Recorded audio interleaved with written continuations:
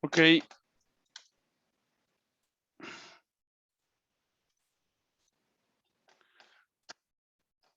Continuamos entonces.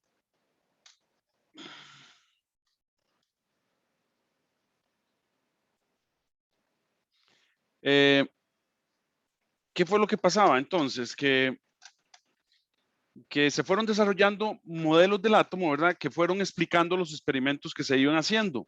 Entonces, el modelo de Rutherford explicó muy bien los choques que Rutherford hacía en su experimento de la placa de la lámina de oro, pero no explicaba, por ejemplo, por qué algunos átomos emitían luz, como por ejemplo en un bombillo incandescente. Entonces, ¿verdad? Los átomos de tungsteno, ¿por qué sí emiten luz? Entonces, se montó el modelo de Niels Bohr, que vamos a, aquí tenemos que hacer una clase nueva, ¿verdad? Clase.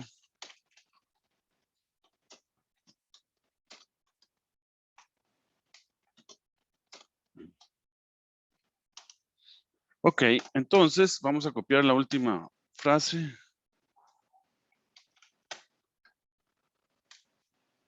Entonces decimos que Niels Bohr presentó en 1913 su modelo, que lo basó en 3 postulados. A saber, ¿verdad? Él dijo, primer postulado,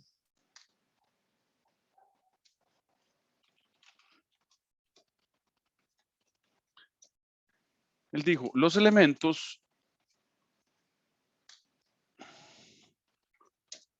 electrones describen órbitas circulares en torno al núcleo del átomo.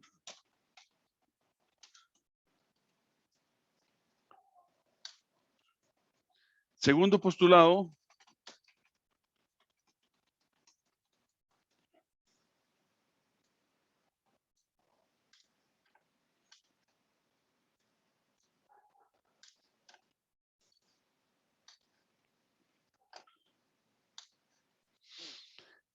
él dijo, las únicas órbitas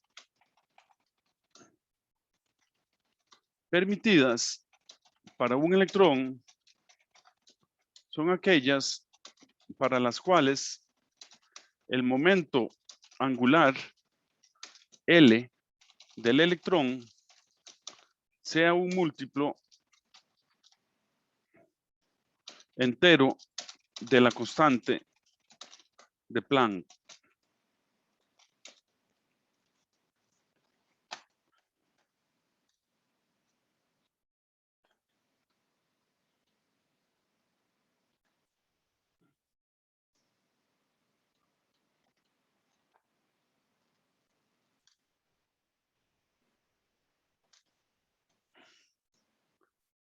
¿Dónde está la constante de Planck? ¿Por dónde estaba la constante de Planck? Aquí está. La constante de Planck H.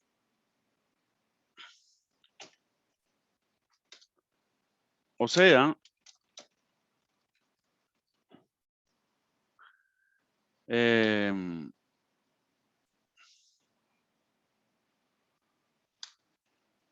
L igual a NH. Esas son las únicas órbitas permitidas. ¿Por qué este modelo habló ya de la constante de Planck? Bueno, porque la mecánica cuántica se había empezado a desarrollar por allá de 1900 con Planck, Born, Niels Bohr, y Schrödinger y otros científicos. Entonces, él dijo, bueno, esas son las únicas permitidas. Y el tercer postulado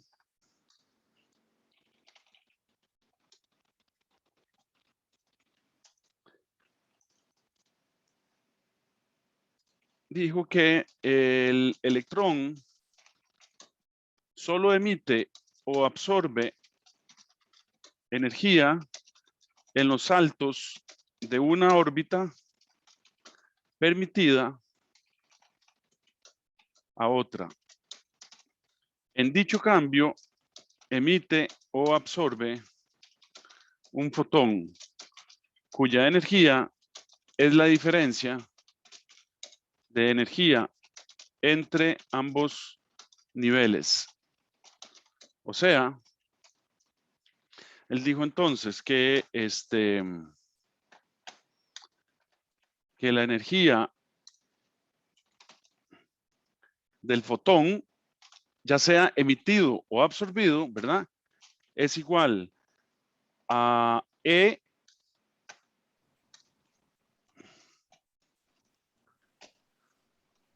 sub NF menos E sub NI.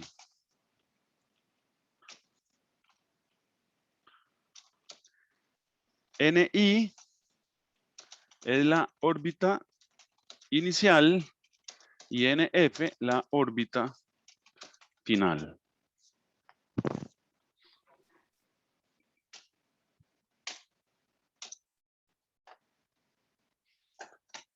Entonces, gráficamente, lo que Niels Bohr nos proponía era lo siguiente. Decía, bueno, vamos a tener igual, estoy de acuerdo con Rutherford, entonces vamos a tener un núcleo positivo. Entonces vamos a tener un núcleo aquí positivo.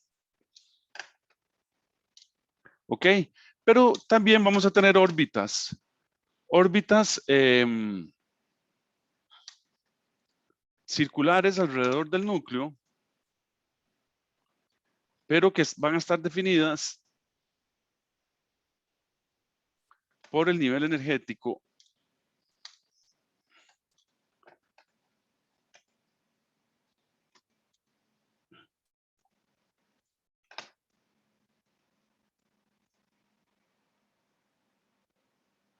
Entonces teníamos esto.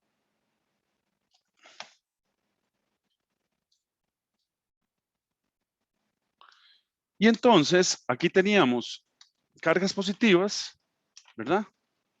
Aquí teníamos cargas positivas. Entonces aquí vamos a tener la órbita N1, ¿verdad? Acuérdense que N son enteras, órbitas enteras, ¿verdad? Entonces aquí tenemos N igual 1, aquí tenemos N igual 2 y aquí tenemos N igual 3, etcétera, ¿verdad? Hay muchas órbitas. Entonces, lo que se decía es que si teníamos un electrón que saltaba de esta órbita permitida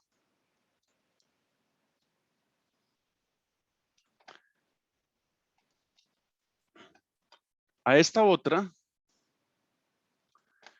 entonces si el electrón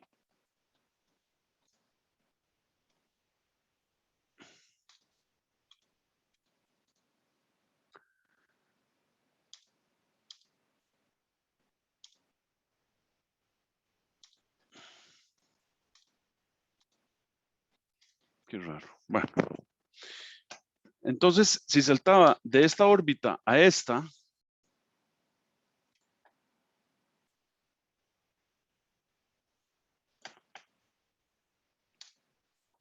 entonces en este salto iba a emitir un fotón.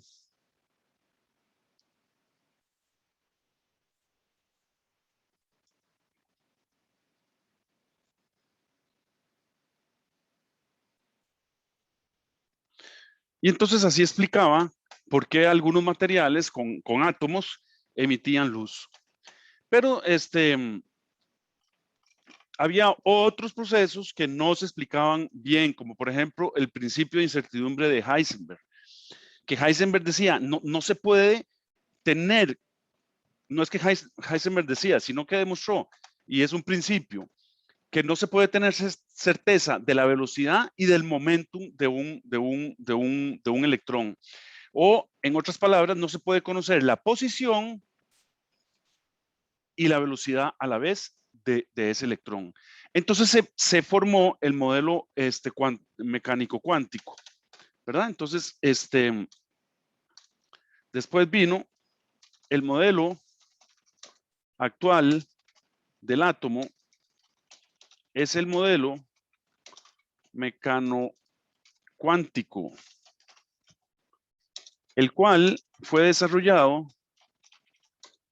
en 1925 por Heisenberg y Schrödinger.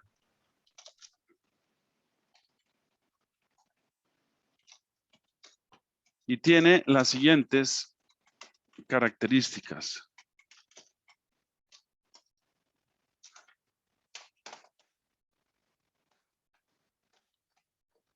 Entonces, las características de este modelo es, primero, que todas las partículas materiales tienen propiedades ondulatorias. O sea, toda partícula en movimiento tiene una onda asociada a ella. Esto fue propuesto por Louis de Broglie.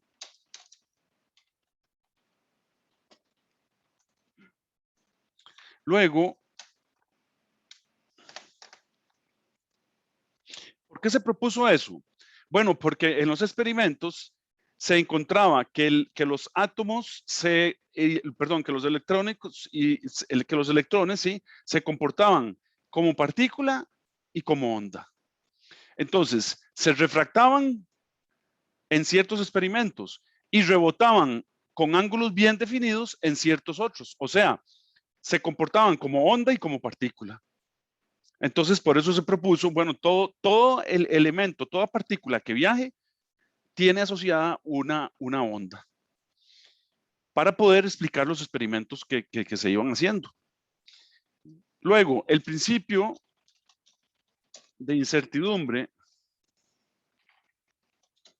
de Heisenberg establece que es imposible situar la posición exacta del electrón y al mismo tiempo su velocidad. Tercero, se establecen orbitales en los cuales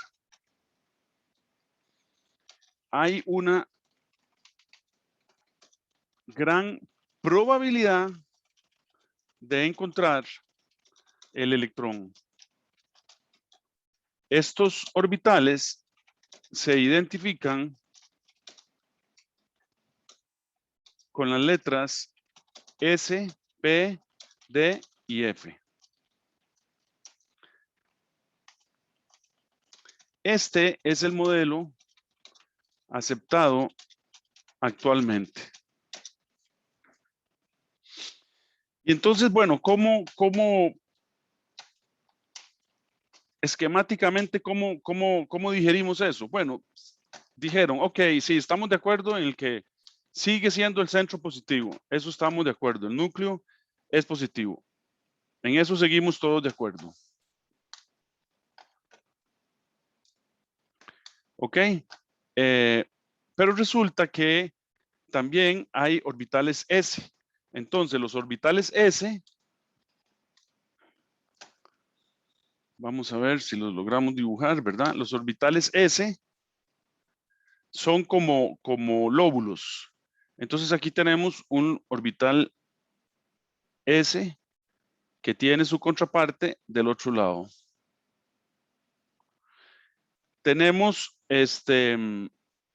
orbitales P que son un poco más grandes. Entonces tenemos los orbitales P, ¿verdad? Aquí un poco más grandes, pero también que conforman un área en la cual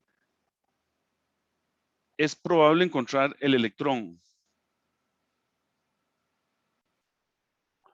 ¿verdad? Estos son los orbitales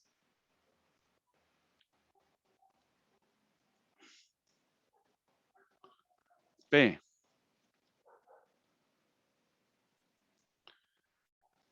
Ok, estos son los orbitales S.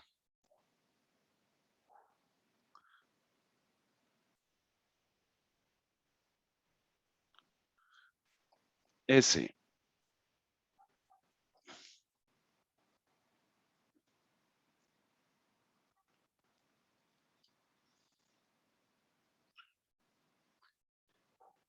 Y puede haber otros orbitales D y F, ¿verdad? Que, bueno, es difícil dibujarlos, pero digamos, están por ahí por algún lado. Acuérdense que en este modelo, no se puede saber con exactitud la posición y la velocidad del electrón. Entonces, puede estar en cualquier lugar, ¿verdad? Orbitales D y F.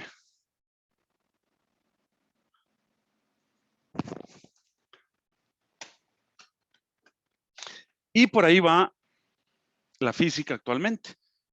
No se ha propuesto ningún otro modelo hasta el momento. Este modelo nos explica el experimento de los rebotes en la placa de lámina, nos explica la emisión de fotones o de luz de ciertos elementos y nos explica la absorción de luz de ciertos elementos. Entonces los elementos emiten luz cuando pasan de un orbital a otro. Y nos explica también el fenómeno de la electricidad, que son los electrones libres que se encuentran en los orbitales más alejados del núcleo. ¿Ok? Entonces, aquí tenemos el núcleo con las cargas positivas. Y están los electrones con las cargas negativas. ¿Ok? Entonces aquí tenemos electrón, electrón, electrón, ¿verdad? Etcétera, electrón. Entonces, ¿qué es lo que me dice este modelo? Y es que eso es lo interesante. Bueno, es que hay una cierta probabilidad de encontrar el electrón en este orbital. Porque la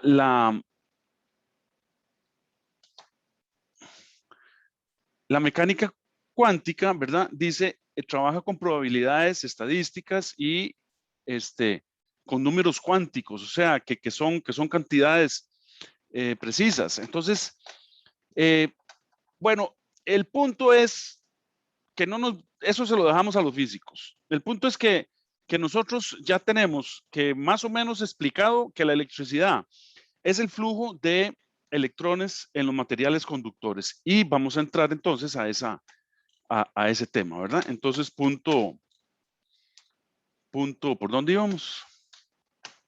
3, el átomo. ¿Ok?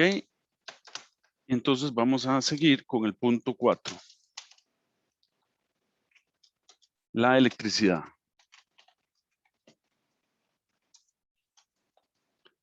Ok.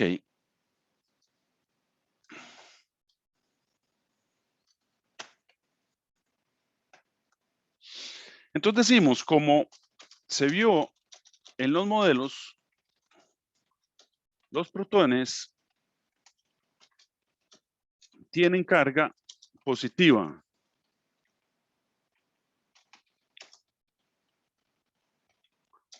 Y los electrones, carga negativa.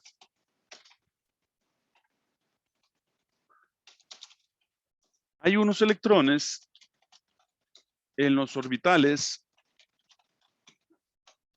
alejados del núcleo,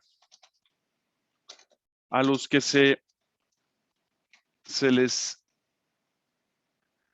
da el nombre de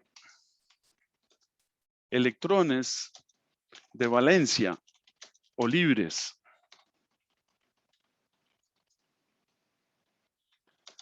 y los cuales son los que posibilitan la electricidad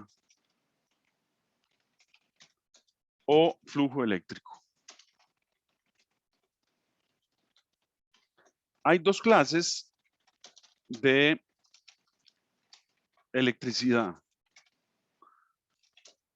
la estática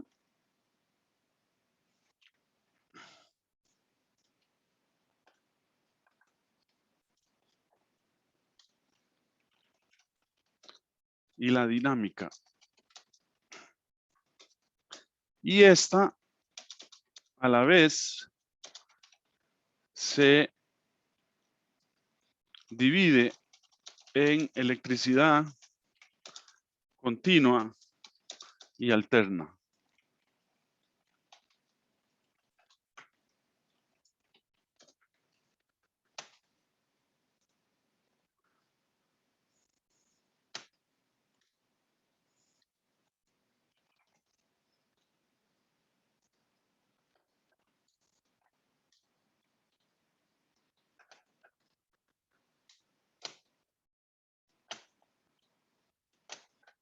Entonces lo que estamos diciendo es que aquí tenemos la electricidad en general. Entonces, por aquí vamos a tener la dinámica.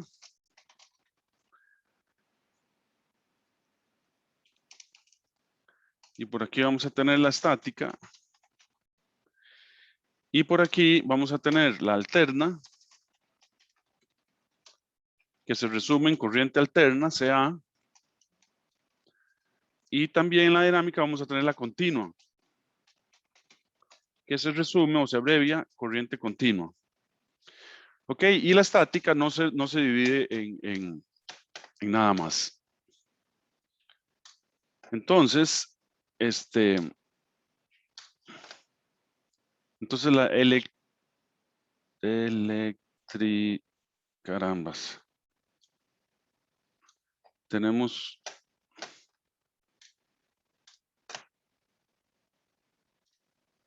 la dinámica y la estática. Y a la vez la dinámica se divide en alterna y en corriente continua.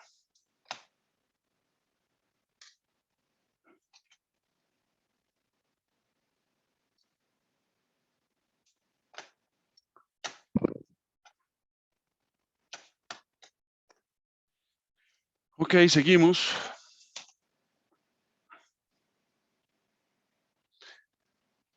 La electricidad,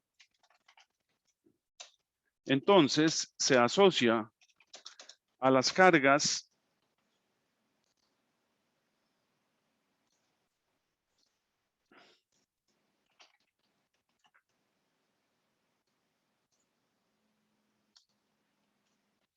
negativas de los electrones. Puede ser estática si no se mueve con respecto a la materia en la que se encuentran los electrones. ¿Ok? Y puede ser dinámica si los electrones se mueven con respecto a la materia en la que se presenta y se le denomina flujo eléctrico o corriente eléctrica. Ok, las cargas estáticas se representan por la letra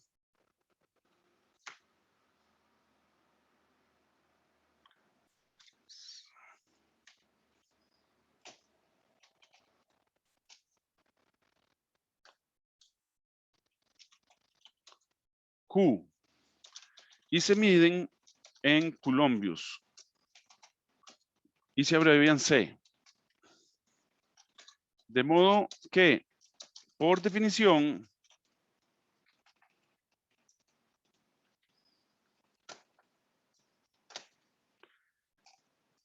un coulombio es igual a 6,25 por 10 a la 18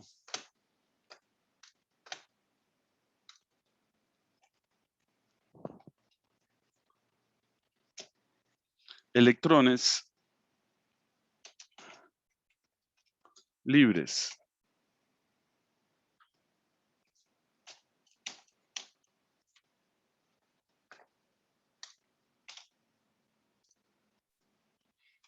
O sea, que la carga del electrón es,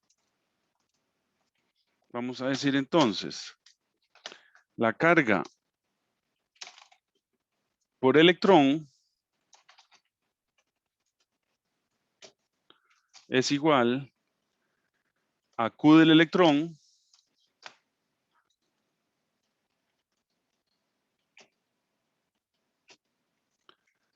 y es igual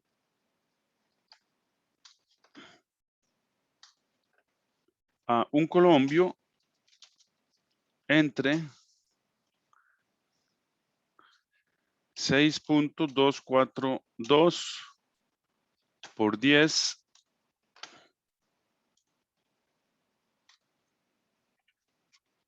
a la 18. Y esto es igual a 1.6 por 10 a la menos 19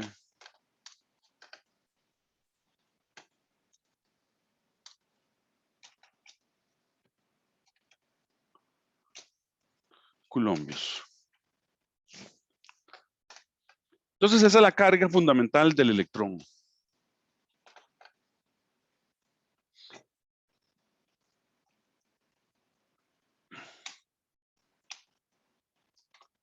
Ejemplos de cargas estáticas: las nubes, los objetos cargados eléctricamente y otros. Entonces, las cargas en las nubes, por ejemplo, no están viajando, están ahí en las nubes. Y entonces una carga, una nube se dice que se polariza, o sea, se carga ya sea negativamente o positivamente. Y entonces, cuando las cargas son lo suficientemente altas y la diferencia de potencial, ya vamos a ver qué es eso, es lo suficientemente altas, entonces se genera una descarga eléctrica hacia otro cuerpo cargado con carga opuesta. ¿Ok? No es que las cargas van de un cuerpo cargado de negativo a negativo, sino que van de negativo a positivo o de positivo a negativo.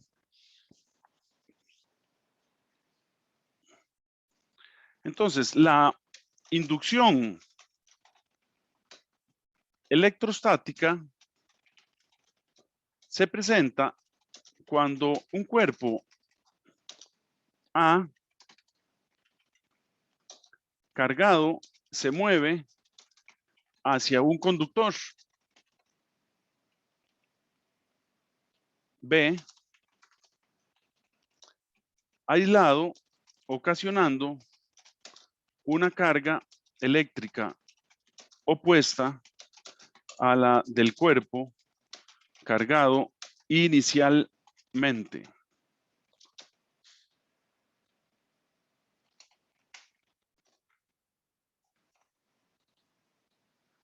Esquemáticamente lo que estamos diciendo es lo siguiente. Supónganse que tenemos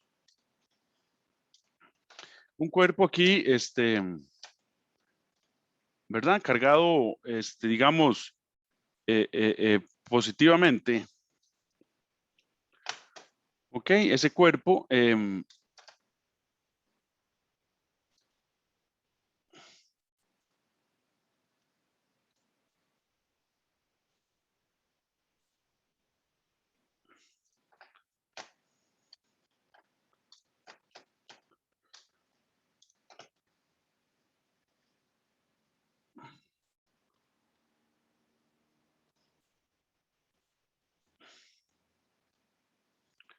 digamos que tenemos un cuerpo cargado, no, esto es negro, ¿verdad? Aquí positivamente. Ay, no, que es rojo.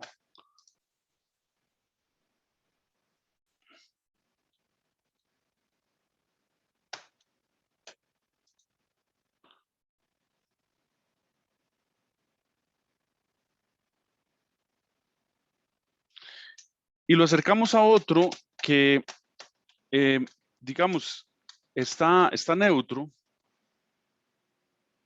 ¿verdad? Digamos que es un cuerpo elíptico, como este. Lo vamos a dibujar, digamos, azul. Entonces, cuando nosotros acercamos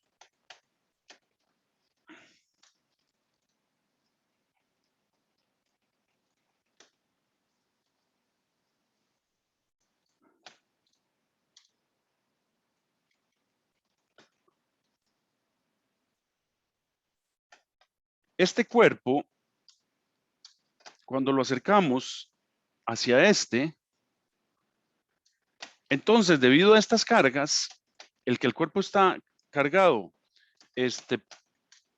positivamente, entonces en este cuerpo se va a ver el fenómeno de que se induce una carga opuesta aquí. Entonces aquí se van a venir las cargas negativas, porque las cargas negativas se atraen y las cargas de signo igual se repelen y entonces las cargas positivas se van a venir para acá. Y en medio van a quedar ahí todavía cargas, ¿verdad? Que se van a ir acomodando. Pero este es el fenómeno de la inducción electrostática. ¿Ok? Aquí todavía hay cargas negativas que se están acomodando. Pero en general lo que va a pasar es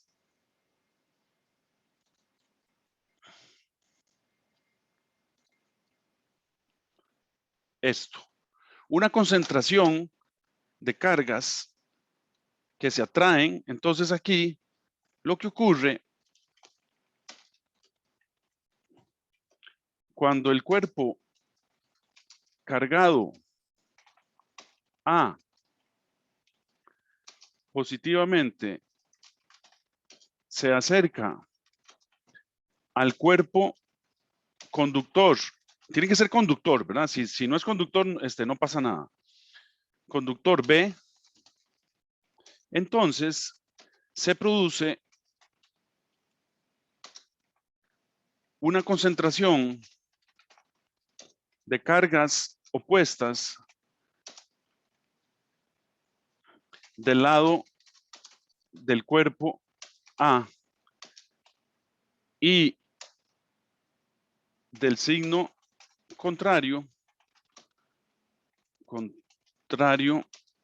en el lado opuesto a donde se acerca el cuerpo A. A este fenómeno se le llama inducción electrostática.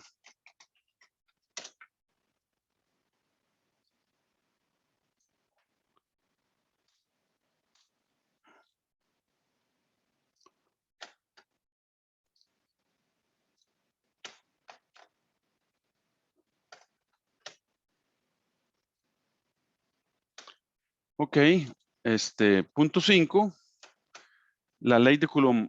¿Alguna pregunta hasta el momento?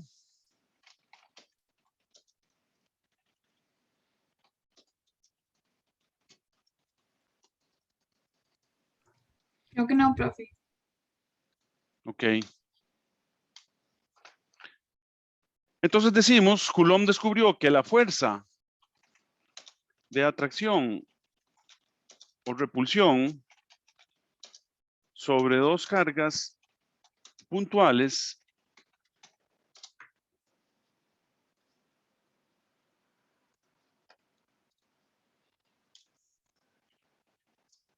Q1 y Q2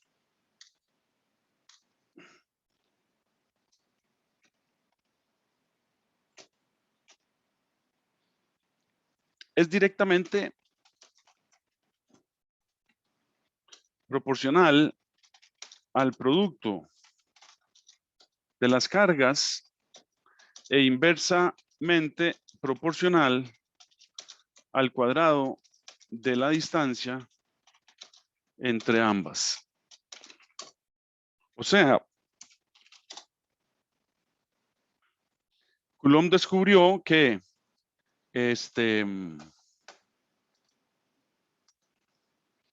la fuerza entre las cargas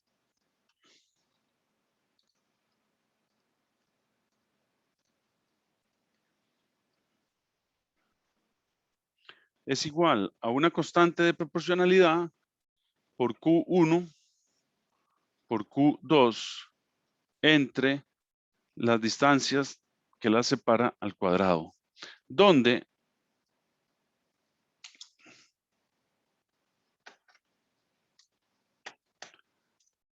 Q1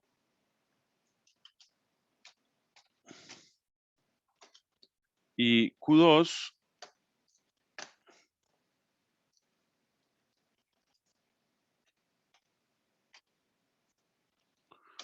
son las cargas puntuales D es la distancia entre las cargas K es una constante que depende del medio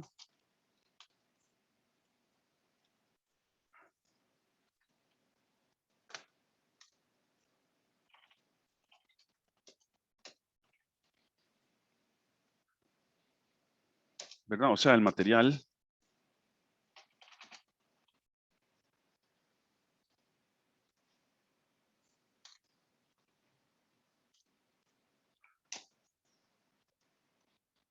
Y F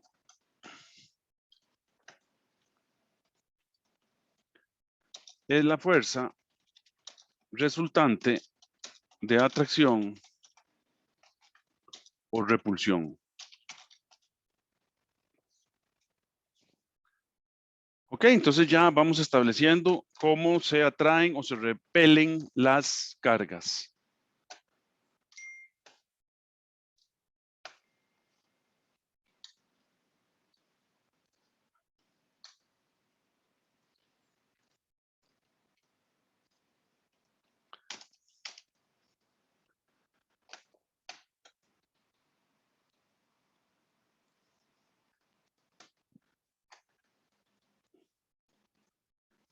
Vamos por entonces por el punto 6.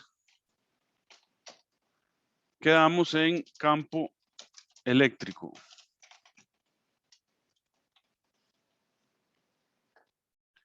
Ok, ¿alguna pregunta hasta el momento? Hoy vamos a ver toda la teoría que hemos visto hasta el momento. Vea qué bonito cómo se ha desarrollado toda la electricidad, ¿verdad? Desde el modelo del átomo, ¿verdad? Definir la estructura de la materia, las moléculas, los elementos, los compuestos, el átomo, los modelos del átomo, ¿verdad? Hasta llegar al modelo mecánico cuántico, que es el actual, y definir la electricidad como el flujo de electrones o de cargas. Vamos a entenderlo mejor como el flujo de cargas, no de electrones, sino el flujo de cargas, porque es relativo. Puede ser que usted analice el flujo de cargas positivo o puede ser que analice el flujo de cargas negativo, entonces no nos importa. El asunto neto, el fenómeno neto es que hay un flujo de cargas y eso es lo que nos interesa. ¿De acuerdo? Entonces tenemos la electricidad dinámica, la estática. Dentro de la dinámica tenemos la alterna y la continua. Ya definimos la carga del electrón, que es 1.6 por 10 a la menos 19. Eso es una constante y eso es así aquí en la China, en la Luna y en Júpiter, en todo lado. ¿Ok? Y definimos la inducción electrostática. Ya sabemos cómo se cargan los materiales. Entonces se cargan a través de otro material cargado. ¿De acuerdo? Y la ley de Coulomb me establece la magnitud de la fuerza de atracción o de repulsión entre cargas. Y vamos por el concepto de campo eléctrico, que lo vamos a ver en la siguiente clase, que empieza a las 2. Es que yo tengo una reunión a las 12:30, entonces por eso es que no puedo seguir dándoles clases, tengo que irme para la reunión. Pero sí vamos a dar de 2 a 4, entonces, de 2 a 4, las 2 clases de la tarde. ¿De acuerdo? Entonces nos vemos, yo les aviso por el chat cuando estamos listos, ¿de acuerdo? Yaleni, ¿alguna pregunta? No, profe. Ok, Osvaldo. Todo claro, profe. Bueno, Profe, entonces, esas notas usted las va a subir a mediación. sí, correcto, Jamie. Gracias.